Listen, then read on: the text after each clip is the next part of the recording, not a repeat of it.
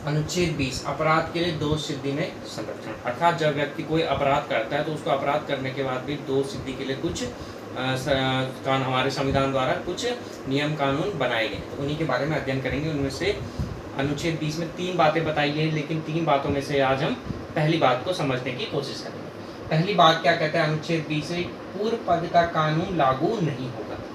पूर्व पद अर्थात पहले बनाया गया कानून लागू नहीं होगा। इसको 2 बातों से समझाया गया। इसमें 2 बातें बताई गई। पहली बात है कि कोई भी व्यक्ति तब तक अपराधी नहीं होगा जब तक उसके द्वारा किया गया कार्य अपराध नहीं। अर्थात इसको समझने की कोशिश करते हैं क्या कहना चाह रहा है। जैसे आपने आज कोई जुर्म किया, अगर आज के समय में आपने माना कोई एक ऐसा कार्य किया जो समाज को लगता है जुर्म है, लेकिन अगर वो हमारे CRPC में, जो हमारे क्या क्रिमिनल प्रोसीजर एक्ट है, उसके अंतर्गत अगर वो अपराध के दायरे में नहीं आता तो आपके द्वारा किया गया कार्य अपराध नहीं होगा। जैसे समझिए आप 2010 में क्या हुआ था, उस समय हमारे पास IT एक्ट नहीं था, तो एक बच्चे ने क्या किया कि जितने भी खाते थे हमारे देश में, सारे बैंक खातों से एक एक रुपए निकाल कर अपने खातों में डाल दिए। जब बाद में पता लगा कि इस बच्चे ने ऐसी चीज़ की है, तो मूलतः तो उस बच्चे ने चोरी की थी, लेकिन उस समय डिजिटल चोरी के लिए कोई कानून नहीं बना था, तो बाद में कोर्ट ने उस व्यक्ति को या उस बच्चे को, उस लड़के को बरी कर दिया था, ये कहकर कि डिजिटल चोरी के लिए अभी तक कोई कानून नहीं है, भले ही इसने समाज की नज़र में चोरी की हो, लेकिन इसके द्वारा किया गया कार्य अपराध नहीं है। फिर उसके बाद आपको पता है इस घटना के बाद बाकी जब डिजिटलाइजेशन हो गया तो उसके बाद आपके डिजिटल एक्ट आए, जिसके अंतर्गत डिजिटल अपराध को भी अपराध घोषित किया गया। ठीक है, तो पहली बात ये है। अगर आपकी समझ में नहीं आया तो मैं आपको एक छोटे से उदाहरण से समझाता हूँ। जैसे क्या है, आपने किसी का हाथ काट दिया, तो माना बात आप इस तरीके से समझिए, आपने क्या है अपने नाखून काटे, और अपने नाखून काटना माना बात क्या है, अपराध नहीं है।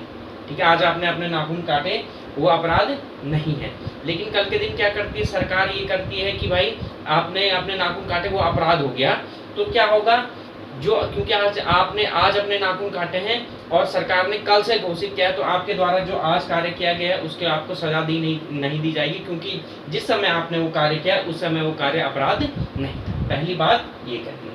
अब हम दूसरी बात करते हैं। जैसे व्यक्ति को उतनी ही सजा दी जाएगी जो अपराध करने के समय होगी। अर्थात ये क्या कहना चाहता है, जैसे आपने आज माना बात आपने कोई मर्डर कर दिया, किसी अपराधी ने कोई मर्डर कर दिया, और आज उसने अब मर्डर किया। ठीक है, मानो बात आज आपकी डेट है जैसे 5, आज है आपकी डेट 26 सितंबर 2023। माना आज किसी ने कोई क्या किया, मर्डर किया, और जब आज उसने कोई मर्डर किया तो उस समय क्या थी, उस मर्डर करने की सजा माना बात 5 वर्ष थी। क्या थी, 5 वर्ष। माना बात अगर उसके पास ये केस साबित हो जाता है तो उसको सजा कितनी मिलेगी, 5 वर्ष की मिलेगी।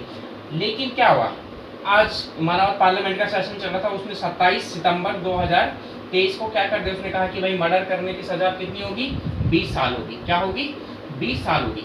अब क्या होगा, अब जब भी इस व्यक्ति की सुनवाई होगी, मतलब जिसने ये मर्डर 26 सितंबर 2023 को किया, तो जब भी इसकी सुनवाई होगी तो इसको केवल 5 वर्ष की सजा दी जाएगी। इसको केवल कितने वर्ष की सजा दी जाएगी, 5 वर्ष की सजा दी जाएगी, भले नई सजा कितनी कर दी गई हो, 20 साल कर दी गई है। क्यों, क्योंकि जिस समय इसने ये अपराध किया उस समय उसकी अधिकतम सजा कितनी थी, 5 वर्ष ही थी, इसीलिए उस व्यक्ति को 5 वर्ष की ही सजा दी जाएगी, भले ही नए कानून के अंतर्गत अब मर्डर के लिए सजा कितनी हो गई हो, 20 साल की हो गई। तो दूसरा जो है वो यही कहता है हमें कि व्यक्ति जिस समय जो अपराध करेगा उस समय जितनी सजा होगी उसको उतनी ही सजा दी जाएगी, उससे ज़्यादा सजा आप नहीं दे सकते, भले ही उसके बाद उस सजा में, उस अपराध के लिए सजा में परिवर्तन हो गया।